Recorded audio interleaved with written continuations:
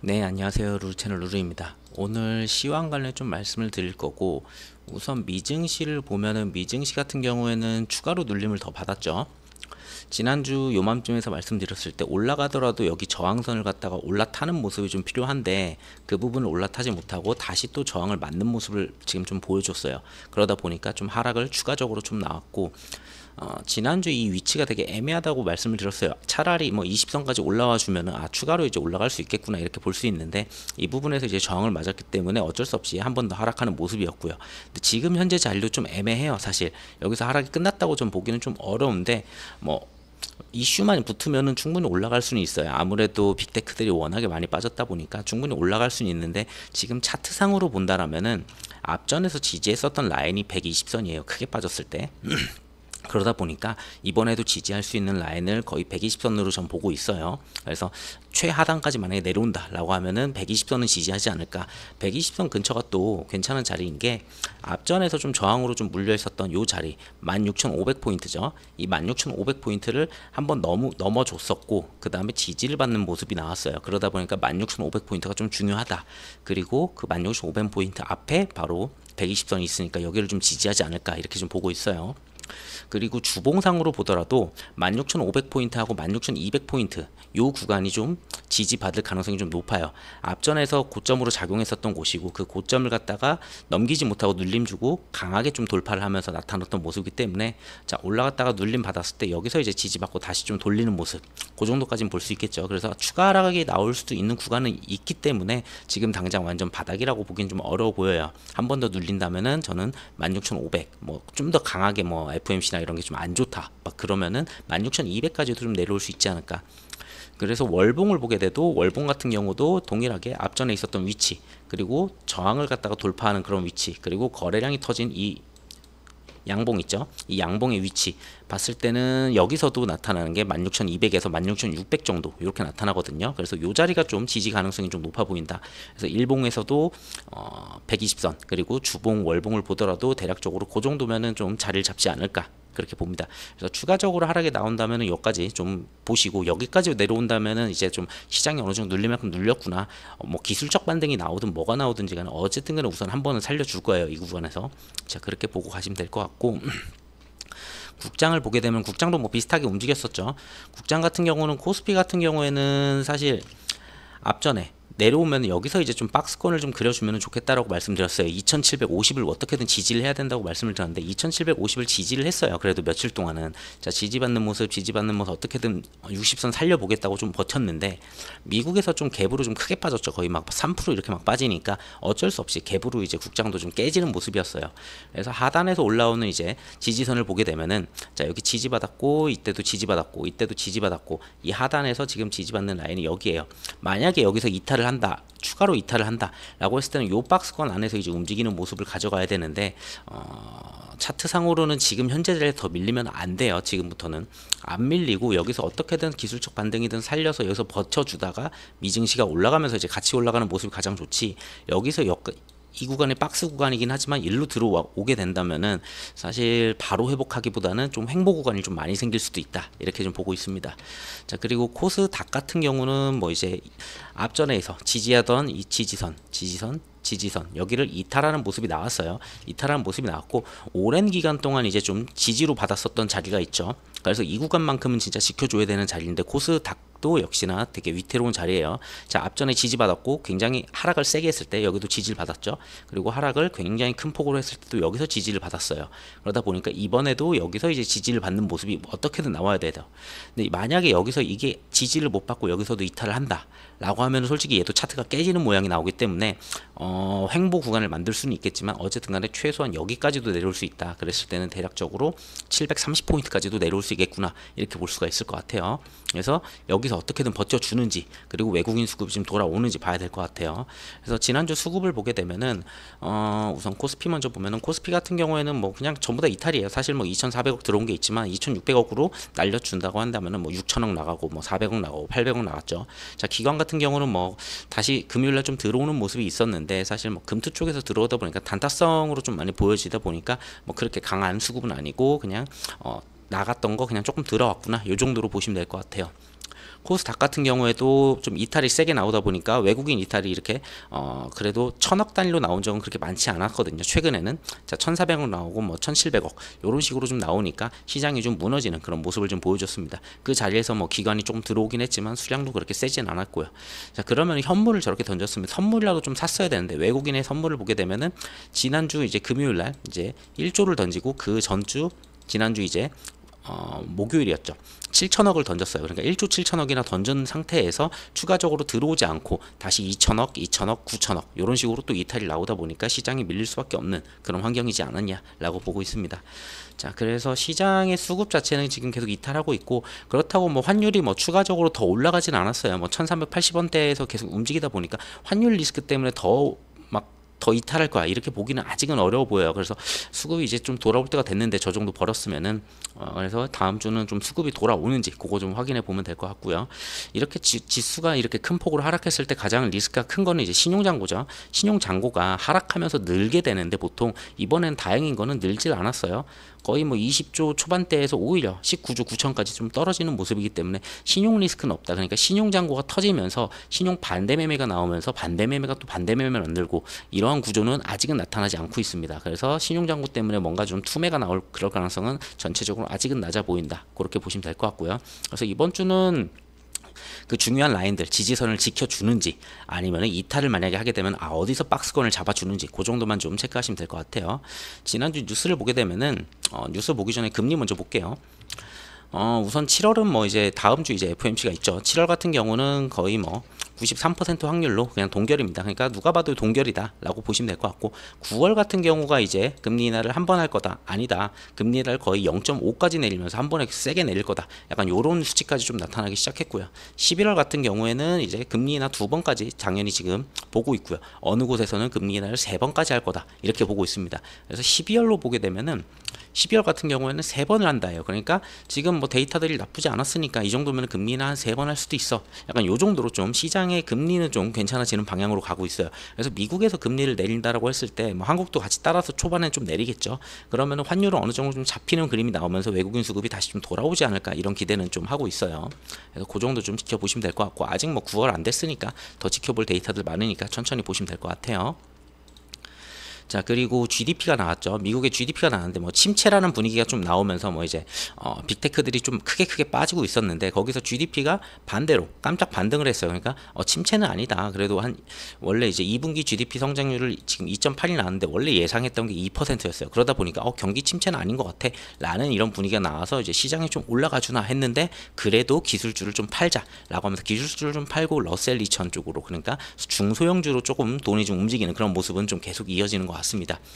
뭐 당연히 이러다 보니까 당연히 7월 달은 금리 인하 가능성이 당연히 낮은 거는 이미 앞에서 패드워치에서 봤듯이 금리 인하 가능성은 낮고요. 그래서 거의 대부분이 이제 9월부터 이제 금리 인하를 뭐 2번 할 거냐, 3번 할 거냐, 뭐 한 번 이상은 할 거다라고 이제 시장에서는 보고 있습니다.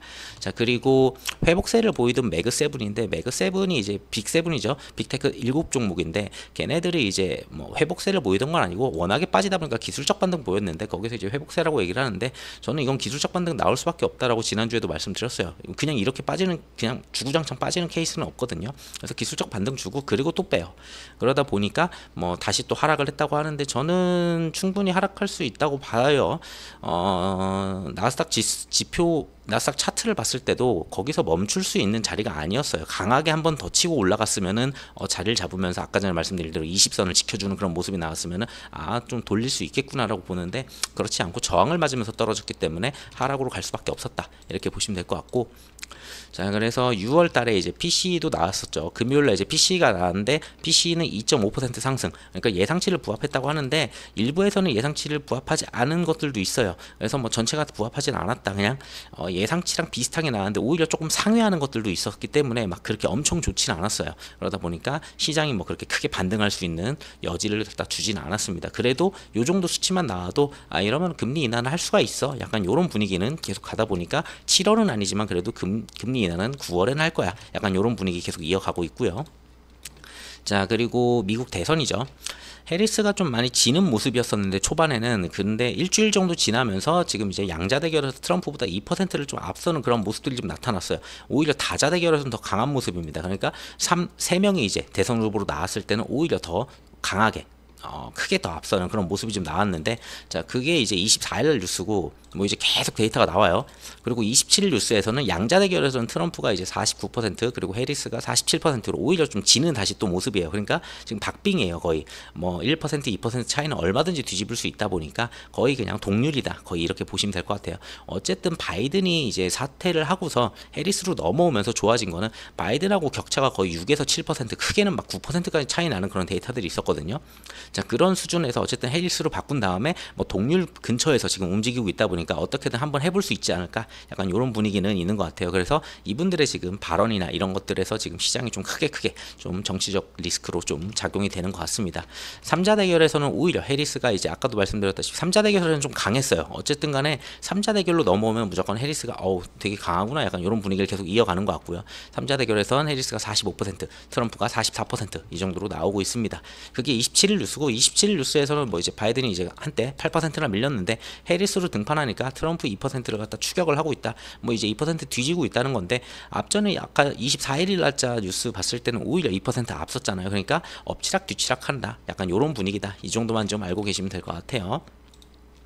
자 그리고 그 다음에 이제 26일 날 이제 마지막으로 퍼즐이 이제 맞춰지는 모습이에요. 오바마가 해리스를 지지하지 않고 있었어요. 근데 드디어 이제 오바마가 이제 해리스를 지지하는 모습이 나왔기 때문에 지금 뭐 2% 뒤지고 있다고 하는데 2% 바로 땡겨 올 수도 있을 것 같아요. 오바마가 이렇게 지지하면은. 그래서 후보 확정에는 쇄기를 박았다. 민주당에서는 결국 이제 해리스로 완전히 가는 모습으로 확정을 했습니다. 지금 대선까지 한 100일 남았기 때문에 거의 바뀔 가능성은 이제 없어 보이고, 이 상태에서 지금 뭐 TV 토론회나 뭐 이런 부분들 이제 좀 지켜봐야 되겠죠. 거기에 따라서 국장에서도 트럼프 관련 주식이냐 아니면은 이제 민주당 쪽은 이제 뭐 신재생 에너지냐 아니면은 뭐 2차 전지나 약간 요런 게 지금 왔다 갔다 할 거예요. 그래가지고 그 부분은 좀 계속 지켜봐야 될 것 같습니다. 자 이스라엘로 좀 넘어와서 얘기를 하면은, 이스라엘은 뭐 휴전 협상을 뭐 맨날 한다 하는데 진짜 할지는 모르겠어요. 제가 봐도 어쨌든 간에 휴전 협상을 이제 앞두고 있다고 합니다. 그래가지고 근데 이 와중에도 가자지구 이제 여학교를 공습해서 한 30명을 또 사망시키는 약간 이런 모습들이 나타나다 보니까 진짜 이게 휴전이 될까라는 부분들이 좀 궁금하긴 해요. 그래서 언제냐 하면은 오늘 28일 날 이제 이탈리아에서 중재국인 미국, 이집트, 카타르 관계자들 만나가지고 인질석방과 휴전 조건을 두고서 이제 협상에 들어갈 예정입니다. 근데 여기서 협상이 또 안 될 수도 있어 보여요. 제가 봤을 때는 지금 이 협상하겠다고 한 지가 너무 오래됐고 협상을 계속 했었어요, 중재국들이랑. 근데 미국의 입장에서는 어떻게 될지 모르겠지만 이스라엘의 네타냐후 같은 경우에는 오히려 트럼프가 되길 원하거든요. 그러면은 전쟁을 더 많이 더 끌고 가려고 할 거예요. 전쟁을 마무리를 못 시킨 게 어쨌든 간에 민주당이었으니까 민주당 표를 갖다가 박살 내려면은 이스라엘 전쟁이 더 길어야 되겠죠. 근데 네타냐후는 트럼프가 되길 원하니까 전쟁을 더 길게 가져갈 가능성은 있어요. 근데 뭐 휴전할 가능성도 당연히 있죠. 휴전할 가능성이 있는데 우선 그 정치적인 그 부분만 봤을 때는 좀 더 전쟁을 길게 가져가지 않을까, 휴전을 안 하지 않을까, 약간 이런 분위기는 조금 깔려 있습니다. 그래서 휴전하는지 이거는 지켜보시면 될 것 같아요. 뭐 28일이니까 오늘이 지금 28일이잖아요. 그래가지고 오늘 뭐 저녁이나 뭐 내일 아침 되면은 뭐 휴전을 했는지 안 했는지 알겠죠. 자, 그러한 상황이고, 근데 이스라엘 점령지 쪽에서 이제 11명이 좀 사망하는 케이스가 있었어요. 이쪽은 이제 북부 쪽인데 거기가 이제 헤즈볼라가 이제 공격을 했죠. 헤즈볼라가 이스라엘을 공격을 하다 보니까 여기서 11명이 좀 사망하는 그런 모습이 나왔고, 그러다 보니까 헤즈볼라랑 다시 전면전하는 거 아니야, 약간 이런 분위기예요. 이게 날짜가 28일이에요. 그러다 보니까 국제유가가 움직이진 않았거든요. 28일날 오늘 뉴스다 보니까 주말에는 국제유가가 안 움직이죠. 자, 그러다 보니까 유가는 아직 안 움직였는데 월요일날 아침에 이제 7시에 유가가 어떻게 움직이는지 한번 지켜볼 만할 것 같고요. 그래서 국제유가가 다시 올라가면은 이것도 인플레 또 안 잡히는 거 아니야, 약간 이런 분위기로 또 갈 수 있으니까 그거 좀 지켜봐야 될 것 같아요. 자, 그리고 우크라로 넘어와서 얘기를 드리면은, 우크라 같은 경우에는 중국이 이제 좀 중재국으로 나섰으면은 좋겠다라는 모습을 좀 비쳤어요. 아무래도 대선 후보가 지금 이제 트럼프로 될 가능성이 높았잖아요. 뭐 지금 이제 해리스가 좀 많이 따라오긴 했지만 그래도 어쨌든 트럼프 가능성이 높아지면은, 트럼프가 되면은 얘네가 어떻게든 무기도 안 주고 그 다음에 그냥 대충 중재한 다음에 그냥 러시아 땅 요만큼 가져가 한 다음에 그냥 전쟁을 마무리 시킬 것 같은 거죠. 그러다 보니까 미국한테 계속 손 벌리면서 중재를 계속 기다리기는 힘들어 보인다. 그래서 차라리 중국을 한번 찾자. 어쨌든 간에 빅2잖아요. 얘가 빅1이고 빅2니까 중국에서 좀 중재를 좀 잘 해봐라. 이러면서 이제 우크라 외무상이 이제 아무래도 러시아 쪽이랑 협상을 원하고 이제 준비 중이다. 약간 이런 이야기를 하면서 원론적인 얘기는 했어요. 근데 뭐 완전히 협상을 갖다 어떻게 할지 모르지만 협상 내용이 안 맞으니까 지금까지 협상이 안 됐던 거죠. 그래서 어쨌든 트럼프 리스크 때문에 중국한테 약간 손을 좀 대는 그런 모습이 좀 보였고요. 자, 지금 상황이 어떠냐면은 우크라이나는 지금 전선이 좀 많이 어려워요. 지금 러시아한테 많이 밀리는 상황이고 그러다 보니까 협상은 해야 되긴 해야 되는데 이 상태로 협상을 했다가는 굉장히 좀 영토를 많이 뺏긴 상태로 협상이 될 가능성이 있어서 내부에서는 또 협상을 갖다가 하면 안 된다 반대하는 그런 여론들도 좀 많이 있습니다. 그냥 이러한 상황이다. 이 정도만 좀 지켜보시면 될 것 같아요. 그 외에는 뭐 우크라이나 뭐 더 큰 내용들은 없었던 것 같아요. 자, 그리고 중국이 이제 일본 자민당이 이제 총무회장한테 대만 문제에 대해서 언행을 좀 신중히 해라라고 얘기를 했어요. 그러니까 일본이 계속 대만 편을 들면서 중국이랑 뭐 통일 이런 거 안 되고 일본이 계속 만약에 전쟁이 일어난다면은 중국과 대만의 전쟁이 일어난다면 일본은 대만이랑 협력을 해서 이걸 방어해주겠다 막 이런 내용들이 있었어요. 지난주에도 그런 뉴스가 있었고요. 그러다 보니까 중국 왕위가 이제 좀 일본한테 이제 좀 푸시를 하는 거죠. 이거는 중국 내부 내정 얘기니까 니네들이 간섭할 거 아니다. 언행을 좀 신중해라. 약간 이런 식으로 좀 얘기를 하는 그런 모습이죠. 자, 그리고 미국에서도 중국이 지금 이렇게 포위하면서 이렇게 공격하는 그러한 연습 행위들을 하는 거는 굉장히 중국은 도발적인 행동이다. 여기에 대해서 우려를 표한다. 약간 이런 식으로 이제 미국은 얘기를 했어요. 그러다 보니까 왕위는 또 얘기를 하죠. 대만은 중국의 일부고 이거는 내정 간섭이니까 이쪽은 건드리지 마라. 너희가 지금 할 얘기가 아니다. 약간 이런 식으로 하는데 뭐 어차피 미중 간 갈등은 계속 와 있었으니까 크게 문제는 없었는데 일본까지도 이제 좀 개입을 이렇게 하는 모습들은 좀 좋진 않죠. 그리고 주변국에서 이렇게 계속 나서게 되면은 우크라 때 생각해봐도 우크라 때도 우크라이나가 진짜 전쟁을 할까 싶었는데 전쟁 날 거야 지금 주변에서 계속 얘기를 했어요. 몇 달 동안. 그러다가 전쟁이 진짜 난 거거든요. 그래서 대만 같은 경우도 이러다가 진짜 전쟁 나는 거 아니야라는 생각은 좀 가지고는 있어요. 근데 뭐 지금 당장은 아닐 것 같고요. 제가 봤을 때 중국의 지금 경제 상황이나 이런 걸 봤을 때 지금 당장 전쟁하기는 어렵고 어느 정도 원자재나 이런 것도 좀 더 구비를 해야 되고 금도 더 많이 사놔야 되고 지금 중국이 금을 엄청 쓸어담고 있죠. 어느 정도 좀 전쟁이 났을 때 무슨 외교적이나 무슨 제재를 갖다가 전 세계적으로 당하겠죠. 그럴 때 크게 당하지 않을 정도로 최대한 축적을 해놓고 전쟁을 할 거예요. 그래서 뭐 27년이라는 얘기는 있는데 그건 뭐 가봐야지 아는 거죠. 어쨌든 그러한 내용들이 있었다라고 좀 알아두시면 될 것 같아요. 자, 그리고 이번 주에는 이제 금통위의 의사록이 좀 나오는데 금통위 의사록에 만약에 금리 인하 가능성이 조금 보이긴 했어요. 그러니까 일부 위원들 중에서 소수 의견이긴 했는데 금리 인하를 해야 된다는 내용들이 조금 있었다 보니까 완전 100% 동결이 아니었어요. 만장일치가 아니었었다 보니까 그러면은 이번 금통위 의사록에서 한국도 금리 인하할 수 있는 그런 여지가 조금 보이지 않을까? 요 정도는 좀 보이는데 이게 뭐 긍정적으로 막 다가오진 않을 것 같고 그리고 과연 그럴까라는 생각은 좀 들긴 해요. 여기에 대해서 또 반발하면 왜냐면은 환율이 지금 1380원대잖아요. 1380원대면은 여기서 금리 인하한다고 괜히 그러니까 구두 발언이잖아요. 금리 인하를 지금 당장 하는 게 아닌데 괜히 구두 발언해가지고 환율을 올릴 이유가 없겠죠. 이 정도면은 충분히 높은 숫자예요. 그러다 보니까 여기서 의사록에서 뭐 금리 인하 가능성이 나와도 바로 하는 총재가 나와가지고 그럴 가능성 없다. 아직은 좀 금리 인하 당장 할 수 없어. 약간 이렇게 또 구두로 또 눌러주는 그런 움직임 나올 수 있으니까 지금 당장은 중요하지 않고 제가 봤을 때는 미국이 9월에 인하하면서부터 그때부터가 이제 진짜 좀 발언이나 그리고 금리 인하 가능성, 채권 이런 부분들이 막 빠르게 움직일 것 같습니다. 그래서 이런 게 있다라면 알아두시면 될 것 같아요. 국내에서는. 자, 그래서 다음 주 같은 경우에는 어쨌든 간에 지수가 많이 밀린 상태잖아요. 많이 밀렸으니까 어쨌든 기술적 반등이 나오든 아니면 박스권을 만들면서 옆으로 좀 횡보를 치는 이런 모습이 나오면서 좀 하단을 좀 멈춰주는 하단을 좀 만들면서 좀 지지하는 그런 모습이 좀 필요한데 그러려면 아무래도 기업들의 놀랄만한 실적이 나와야 된다. 지금 예상했던 실적이 나와봤자 그거는 우리가 알던 숫자고 그게 아니고 서프라이즈 정말 와 이 정도로 나와 할 정도로 실적이 나와야 된다는 게 이제 기본 베이스로 좀 깔려 있어요. 그리고 또 FOMC가 있죠. FOMC가 있는데 FOMC에서 어차피 동결인 건 알잖아요. 우리가 이거 동결인 걸 알기 때문에 지금 봐야 되는 거는 파월의 발언이에요. 파월이 어떤 얘기를 할 거냐. 이제는 좀 데이터도 지금 한 달 더 봤잖아요. 한 달 더 봤는데 다행인 거는 CPI나 PCE가 그렇게 튀는 모습은 아직 없었어요. 뭐 강하게 내려가는 모습까지는 아니지만 어쨌든 간에 내려가는 모습은 이어가고 있으니까 파월의 발언이 이제 조금 금리 인하 쪽으로 좀 돌아서지 않을까. 여기서 이제 좀 힌트를 얻을 수 있을 것 같아요. 그래서 FOMC에서 이제 파월의 발언 이런 분위기를 좀 봐야 될 것 같아요. 그러다 보니까 금리 인하를 한다고 하면은 또 생각해 볼게 지금 AI 이제 투자한 거에 대해서 회의론이 부상하고 AI 쪽에서 너무 많이 올랐다 약간 요런 내용들이 좀 붙었던 거고 그래가지고 빅세븐이 막 크게 빠졌던 거잖아요. 그래서 분위기가 좀 바꿀 수는 있어 보이는데 그렇다고 빅세븐이 엄청 올라가진 않을 거라고 봐요. 전처럼 올라가면서 막 전고점을 뚫지는 않을 거라 봐요. 오히려 순환 매장이 좀 일어나지 않을까. 오히려 금리 인하를 하게 되면은 중소형주들이 조금 더 혜택은 받기는 해요. 지금까지 빅테크들이 강하게 올라갔던 거는 얘네들은 금리 인상을 함에도 불구하고 실적이 좋게 나왔잖아요. 그러니까 금리 인상을 해서 회사가 힘들어야 되는데 얘네는 그래도 힘들지 않아. 현금도 좀 많이 있고 전체적으로 봤을 때 나쁘지 않아. 약간 이런 분위기여서 이쪽으로 좀 쏠렸던 거고, 만약에 금리 인하를 실질적으로 진행을 하게 된다라고 했을 때는 중소형주 애들이 좀 괜찮을 수가 있겠죠. 걔네들은 지금까지 금리 인상 때문에 비용이 굉장히 크게 나왔었으니까 그 비용들이 줄을 거고, 그러면은 이익으로 조금 더 잡히겠네. 그럼 중소형주들이 이제 가지 않을까 라면서 지금 계속 순환 매장이 조금 이루어지는 그런 모습인 것 같아요.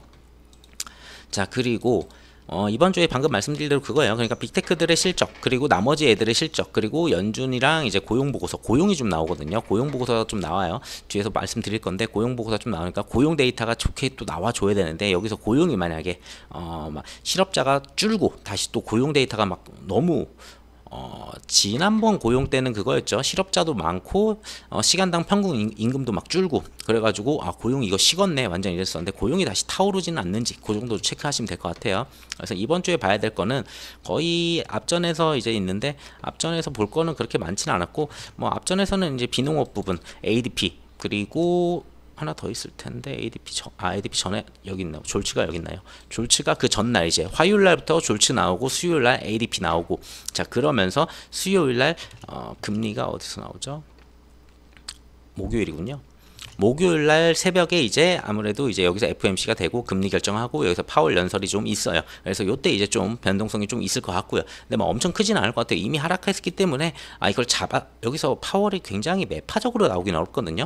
차라리 중립이면 몰라도 완전 비둘기거나 중립이나 전 요 정도 보고 있습니다. 매파로 강하게 나올 가능성은 매우 낮다. 그래서 어느 정도 나쁜 얘기만 안 하면은 시장은 그래도 이제 좀 버텨주는 그런 자리를 만들지 않을까. 목요일 정도 되면은 그 자리가 막 크게 더 내려간다면 아무래도 뭐 120선 아까 말씀드린 대로 그 정도 오지 않을까, 그렇게 예상을 하고 있어요. 자, 그리고 여기서도 연속 실업 청구 건수 나오고요. 그리고 비농업 생산성 뭐 여러 가지 나오죠. 이쪽부터 이제 고용이고, 금요일 날이 진짜 이제 고용 데이터가 전체다가 다 한 달 7월 달이 전부 다 나오는 그런 모습입니다. 자, 시간당 평균 임금 나오고, 그리고 비농업 고용 지수, 그리고 자 실업률, 그리고 이런 부분들 보시면 될 것 같아요. 그래서 고용 데이터가 나오고, 이번에 볼 거는 FOMC, 그리고 고용 데이터, 그리고 빅테크들의 실적이죠. 이 실적 이렇게 세 개만 본다라고 이렇게 생각하시면 좋을 것 같아요. 자, 그래서 실적은 보게 되면은 대략적으로 이번 주에 나오는 애들은 좀 있어요. 여기서 있는데, 우선 큰 애들 먼저 보면은 이번 주에는 애플, 마소, 그리고 아마존, 그리고 메타 요 정도 이제 실적 발표를 하고요. 그리고 주요 기업들 이제 반도체 쪽으로 보면은 AMD, 그리고 퀄컴, 인텔 요 정도 이제 좀 발표가 있습니다. 그 외에도 나머지 애들 굉장히 많아요. 뭐 스타벅스부터 해가지고 P&G, 그리고 보잉, 뭐 티모빌, 그리고 뭐 맥도날드, 화이자, 모더나 전부 다 이제 실적이 있죠. 그러다 보니까 실적이 나오는 애들이 굉장히 많다 이렇게. 그래서 뭐 다 봐야 되는 건 아니고, 지금 방금 말씀드린 거는 주요한 애들이고, 이외에도 나머지 실적들이 굉장히 많이 나온다 이렇게 보시면 될 것 같아요. 그리고 아까 전에 말씀드린 대로 이스라엘 쪽에서 그렇게 움직이다 보니까 국제유가는 좀 그래도 지금까지는 얘네 지금 이제 협상을 들어가잖아요. 어쨌든 간에 28일 날 오늘 날짜로 이제 협상을 들어가 보니까 얘네 휴전하는 거 아니야? 라는 그런 기대감 때문에 어쨌든 간에 유가는 좀 빠졌어요. 뭐 전쟁을 지금 하고는 있지만 협상 가능성에 휴전 가능성 때문에 좀 빠지는 모습이었고, 헤즈볼라랑도 전면전으로 아직 안 가다 보니까 그러면 전면전으로 안 가는 거 아니야? 그냥 이렇게 그냥 마무리 되나? 왜냐하면 헤즈볼라가 얘기했던 게 니네들이 휴전하면 자기들도 이제 멈춘다, 약간 요런 얘기를 했었거든요. 그러다 보니까 얘네가 그럼 휴전하면 헤즈볼라도 전면전 가능성이 낮아지겠네. 그래서 유가가 좀 빠지는 모습이었다. 근데 만약에 여기서 휴전을 안 하고 다시 헤즈볼라랑 전면전으로 만약에 간다, 그럼 유가는 말도 안 되게 다시 또 튀어오르겠죠. 그래서 이스라엘 쪽 계속 지켜봐야 되고요, 유가랑 함께. 자, 그리고 미국 국채금리를 보게 되면은 많이 빠졌어요.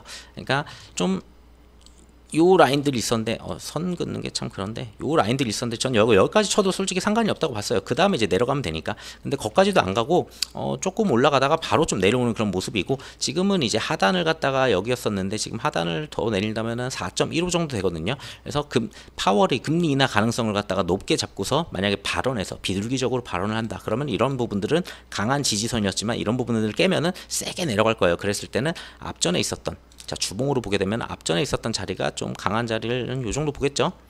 대략적으로 이때 이제 지지선이 있었으니까, 그리고 여기서도 이제 지지를 받았었고 여기서 이제 저항을 받았었기 때문에 지금 요 자리가 얼마냐, 4.06%, 거의 뭐 4% 초반대 거까지도 내려갈 수가 있겠다. 그럼 국채금리 좀 내려가면 금리 인상 가능성도 더 높아질 거고, 그러면은 환율도 조금 진정되지 않을까 이렇게 보고 있습니다. 지금 환율은 많이 진정되지 않았어요. 지난주랑 동일하게 그냥 옆으로 횡보하는 이러한 모습인데 1380원대에서 계속 움직이고 있고, 어떻게든 1400원만 넘지 않고 이렇게 버텨주다가 파월 발언만 괜찮으면 그래도 조금 하락하는 모습이 좀 나올 수 있습니다. 지금 여전히 환율은 좀 높은 구간이기 때문에 요거는 좀 계속 좀 지켜봐야 돼요. 환율이 만약에 더 올라가면은 외국인들의 이탈은 더 강해질 수가 있어서 그런 부분들이 좀 리스크로 좀 작용이 될 수가 있겠죠. 자, 그래서 이번 주는 이제 국장 같은 경우는 대략 아까 말씀드린 대로 지금 현재 자리에서 어떻게든 버텨만 주면은, 지금 현재 자리 120선까지 내려왔잖아요. 이 자리에서 어떻게든 버텨만 주면은 뭐 삼전으로 버티든 하이닉스로 버티든 뭘로 버티든 버텨만 준다면은 다행인 거고, 만약에 여기까지 만약에 깨고 내려온다. 여기가 지금 얼마죠? 대략적으로 2660 정도인데 거의 2650 보시면 될 것 같아요. 요 자리까지 깨고 내려온다라면은 회복해도, 여기까지 내려왔다가 회복해도 다시 또 눌릴 가능성이 있어요. 그러면서 박스권을 그릴 가능성이 있기 때문에 여기까지 안 내려오고 여기서 잘 버틴다면은 요러다가 다시 또 올라갈 수는 있겠죠. 그래서 두 가지 방향으로 좀 보고 있어요. 방향성을 갖다 확실히 나타내 주는 거는 아무래도 목요일일 거고, 그 전에 이제 실적들이 나오면서 조금씩 움직이지 않을까, 그 정도 바라보고 있습니다. 아무래도 반도체가 많이 무너진 만큼 미국에서 반도체 실적들 나오는 것들이 잘 나와줘야 될 거고요. 걔네들이 안 좋게 나오면은 당연히 얘네들도 추가로 더 무너질 수밖에 없다 이렇게 보시면 되고, 여기 국장에서 이제 코스닥 같은 경우는 2차전지예요. 2차전지. 그러니까 해리스가 만약에 이제 조금 강하게 나올 수만 있다면은 솔직히 2차전지도 이제 더 이상 무너지지는 않지 않을까 이렇게 보고 있거든요. 광물 가격도 내려올 만큼 내려왔다고 저는 보여져요. 그래서 2차전지 뭐 그래 뭐 트럼프가 된다 한들 2차 전지를 아예 안 하는 건 아니니까 뭐 좀 늦어지긴 하겠죠. 근데 이제 해리스 가능성, 바이든일 때보다는 지금 확실히 상황은 좋아요. 그러다 보니까 그런 상황에서도 이렇게까지 내린다고, 그런 의구심은 좀 들어요. 그래서 이 구간을 좀 지켜주는지, 아까 말씀드린 대로 이 하단을 갖다 잘 지켜줘야 되니까 요 하단만 잘 지켜준다면은 다시 올라갔을 때는 여기는 저항 맞겠죠. 당연히 여기서 무조건 저항 맞아요. 그래서 눌릴 건데, 눌리면서 어쨌든 간에 요 라인 지켜주면서 다시 한번 또 올라가는 그러한 모습으로 전환시켜주는지 좀 지켜봐야 될 것 같고, 아까 말씀드린 대로 여기 이탈시키면은 사실상 하단이 깨졌기 때문에 여기까지도 충분히 내려올 수 있다. 거의 734포인트까지도 내려올 수 있다. 이렇게 보시면 될 것 같습니다. 그래서 시장이 지금 많이 빠지면서 위태롭긴 한데, 뭐 이렇다고 뭐 다 같이 그냥 끝나는 그런 게 아니거든요. 그렇다고 경기 침체로, 이게 두 가지예요. 경기 침체로 인해 가지고 금리 인하를 하는 게 아니잖아요. 미국 같은 경우에도 어느 정도 이제 좀 인플레가 잡히니까 금리 인하를 하는 거지, 예전에 금리 인하했을 때는 문제가 됐던 게 뭐냐면은 침체로 가가지고 사람들이 거의 이제 돈을 쓸 돈이 없을 정도로 좀 힘들어져요. 막 그 정도로 가니까 이제 금리 인하를 했기 때문에 나쁜 금리 인하예요. 근데 지금은 침체가 아니고 GDP도 잘 나오고, 만약에 고용도 천천히 식어가고, 그리고 인플레도 지금 잡히고 있잖아요. 어쨌든 간에 뭐 강하게 떨어지지 않지만 2%대로 거의 들어오고 있다 보니까, 그러면서 금리 인하를 하는 거는 정상적인 방향이다. 저는 그렇게 보고 있습니다. 그래서 이번에는 예전에 침체를 당하면서 금리 인하를 했을 때는 막 하락장으로 막 이렇게 바뀌긴 했었거든요. 그건 아니지 않을까 이렇게 좀 생각을 합니다. 그리고 만약에 해리스가 된다라고 하면은 대선 이후에 시장은 더 크게 올라갈 수가 있어요. 해리스가 된다라고 했을 때는 어차피 얘는 이제 대통령을 처음 했기 때문에 한 번 더 할 수도 있기 때문에, 아무래도 첫 1년 동안은 자기가 생각하는 그런 시장의 우호적인 약간 그러한 정책들을 많이 내보일 거거든요. 그래서 정책주들이 좀 많이 움직일 수 있다. 해리스의 정책주 그리고 트럼프의 정책주 완전히 극과 극이죠. 그래가지고 누가 되는지는 굉장히 중요할 거예요. 이 정도 말씀드릴게요. 그래서 다음 주는 이제 봐야 될 거는 그 세 가지만 좀 지켜보시면 될 것 같아요. 오늘 영상 여기서 마무리하도록 하겠습니다. 영상 들어줘서 감사합니다.